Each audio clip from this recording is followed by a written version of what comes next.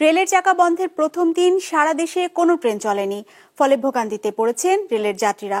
অচলাবস্থা নিরসনে প্রথমে কমলাপুর রেল স্টেশন, পরে প্রধান কার্যালয় রেল ভবনে আন্দোলনকারীদের সাথে বৈঠকে বসে কর্তৃপক্ষ। সেখানে কোনো সমাধান আসেনি। সব দাবি মানা সম্ভব নয় বলে মন্তব্য করেছেন অর্থ উপদেষ্টা। 250-টিরও বেশি ডিজাইন অপশন নিয়ে ওয়ালটন স্মার্ট ফ্রিজ, বোঝে আপনার প্রয়োজন।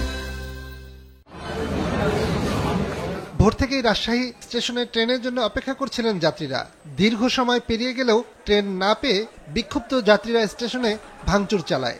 রেল পুলিশ ও সেনাবাহিনী পরিস্থিতি নিয়ন্ত্রণে আনে। পূর্ব ঘোষণা অনুযায়ী সোমবার মধ্যরাত থেকে বন্ধ হয়ে গেছে সারা দেশে রেল চলাচল।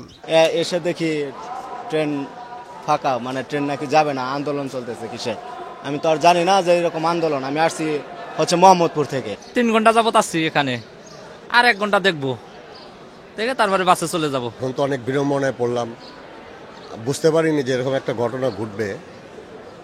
যখন এরকম একটা আন্দোলন হইতেছে তো কালকে টিকিটটা নাও বিক্রি করতে পারতো। ট্রেনের গার্ড, চালক সহ যেসব স্টাফ দিনে 8 ঘন্টার বেশি কাজ করেন তারা ব্রিটিশ আমল থেকেই বেশি কাজের জন্য আলাদা ভাতা পেতেন।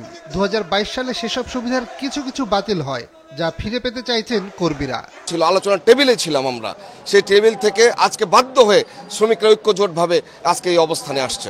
যেটা মিডিয়াতে বা বিভিন্ন মাধ্যমে বলা হচ্ছে, আমাদের আশ্বাস মেনে নেওয়ার পরেও আমরা আন্দোলন চালিয়ে যাচ্ছি, এটা সম্পূর্ণ ভিত্তিহীন এবং আমূলক। রেল চলাচল বন্ধ হয়ে গেলে যাত্রীদের জন্য বিকল্প হিসেবে বিআরটিসি বাসের ব্যবস্থা করা হয়। সকালে কমলাপুর স্টেশনে গিয়ে রেল উপদেষ্টা বলেন, যাত্রীদের জিম্মি করে আন্দোলন কাম্য নয়। দাবি মানা না মানা নির্ভর করছে অর্থ মন্ত্রণালয়ের ওপর। কম জনবল দিয়ে তারা বেশি সংখ্যক তারা সেখানে ডিউটি করছেন। উপদেষ্টা মহোদয়কে বলবো, এটা অন্য কোনো জায়গায় বিবেচনা না করে শ্রমিকরা কথা বলতে রাজি আছে, আপনি সময় দিন। আশা করি আপনি কথা বললে খুব অল্প সময় অবরোধ তুলে যাবে। আমরা সময় দিতে সবসময় প্রস্তুত। আমাদের যে রেলের যে ডিজি, উনি এখন দেশের বাইরে আছেন, তো উনি আগামীকালকে চলে আসবেন। আমি আগামীকাল থেকে যে কোনো সময় তাদের সময় দিতে রাখবো। অর্থ বিভাগে আমরা একদিন ধরে পাঠাচ্ছিলাম এবং অর্থ বিভাগ সেই চিঠির জবাব দিয়েছে এবং কিছু দাবি আছে এবং আরও তাদের কিছু দাবি আছে।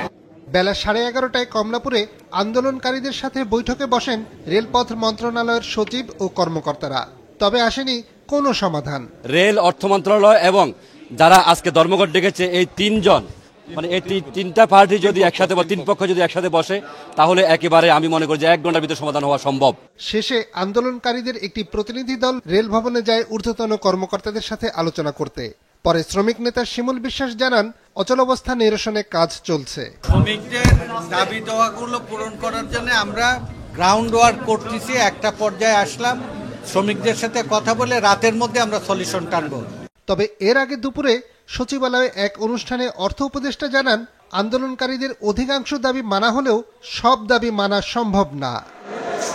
সারা দেশে প্রতিদিন 300টি ট্রেন বিভিন্ন গন্তব্যে চলাচল করে।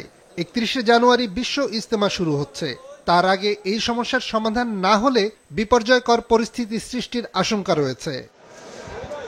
নিয়াজ মোরশেদ, বিজনেস রিপোর্ট, মাছরাঙা টেলিভিশন।